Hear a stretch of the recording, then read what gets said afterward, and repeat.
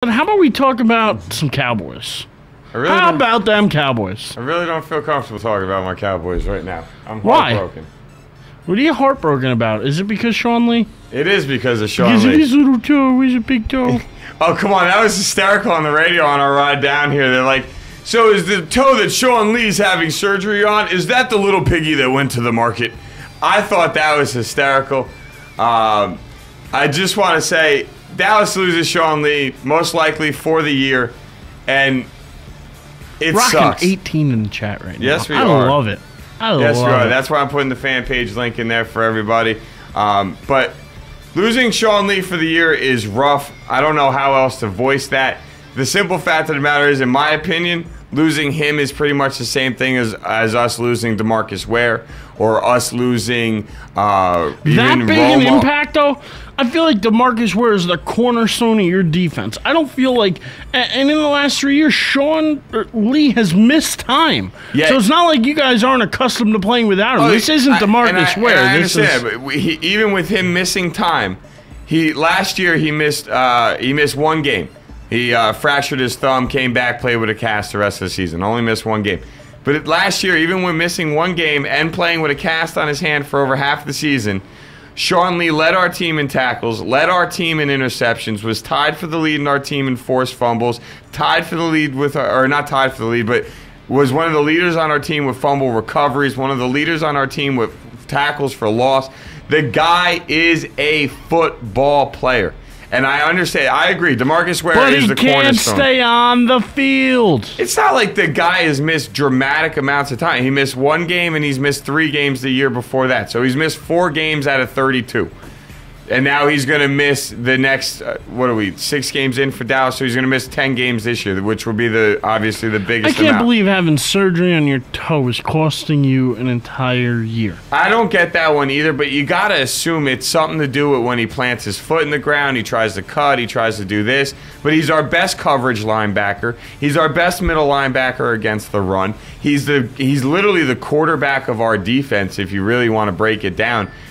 I mean, it's atrocious, and it's upsetting, and it sucks as a Cowboy fan because you already feel like this season's going to be a struggle, and now it's just getting even worse, and it couldn't come at a worse time going against a quarterback like Eli Manning. Sean Lee picked off Eli Manning in week 1, I believe. Or no, Sean Lee forced the fumble on David Wilson that sort of changed the tide of that game. Now we got to replace him with Dan Connor, who we went out and signed in free agent this year.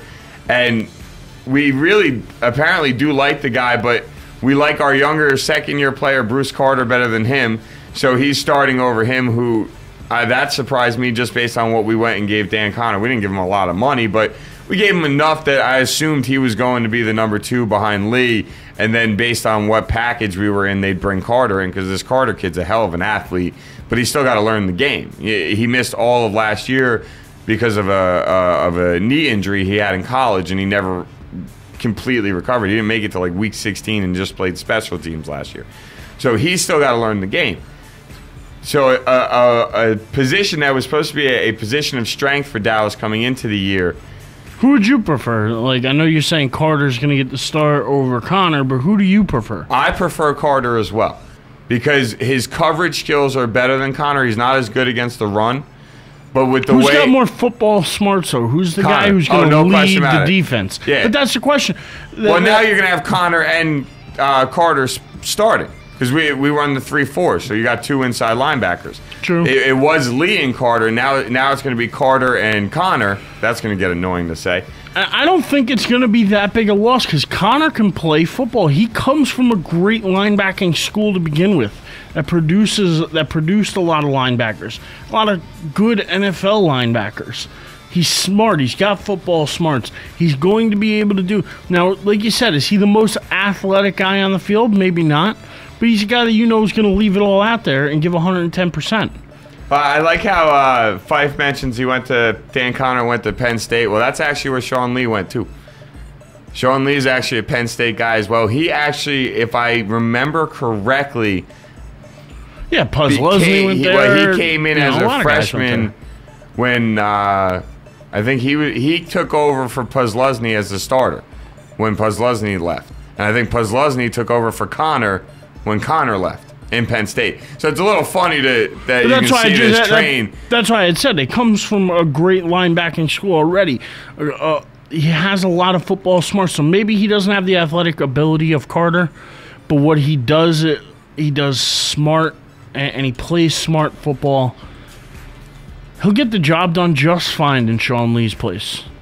I don't think it's that big a loss for Dallas. I know you see it differently because maybe you're a little closer to the team. It hits you a little harder. I just, you tell me they lost Sean Lee. I almost wasn't even sure we were going to talk about it today until, you had told me that he was. Yeah, well, yes. Until I actually realized he was leading the team in tackles. And I was like, well, maybe he is integral, but. Well, let's see. Right now, he. What do you call it? Leads Dallas with 77 tackles in 6 games. Has 2 tackles for loss, an interception, and a forced fumble. And that's just 6 games worth of work. I mean, this guy, to me, is as good as they come when it comes down to young middle linebackers in the NFL. Young. I mean, I'm not saying he's up there with, like I said before, like a Ray Lewis. But to me, he is, like, do you remember a few years ago? I mean, I'm going back a couple years. When Antonio Pierce was the quarterback of the New York Giants defense. And when he got injured with that neck injury with like 6 games left to go and the Giants went 2-4, and I don't know about you, I felt like that was one of the biggest differences was losing Antonio Pierce to that defense when that stretch went on. Yeah, but Antonio Pierce was the unquestioned leader of the defense at that time. I still feel like when I look at Dallas, it's DeMarcus Ware's defense. Well, he's your vocal leader, but he's co-captain. Sean Lee was co-captain with him, and he's the quarterback of our defense. But he that's aligns what everybody. Pierce he was, gets though, the for play the Giants. calls. Is he was the guy that was the emotional leader. He was the guy who was, pumping the defense up. He wasn't just the play caller. He wasn't just the quarterback of the defense. He was that guy who fired him up. He was the overall leader of that defense. Where I look at Dallas, and maybe I'm wrong. Maybe I'm sure I'm wrong about this because I know you know your Cowboys. But I just look at it from an outside perspective. Wasn't this DeMarcus's Ware defense to begin with? In all the years I've watched the Cowboys play and have DeMarcus Ware on their as their starter, the little pregame speeches that the cameras sometimes catch and sometimes they let fans listen to them, and they're really cool.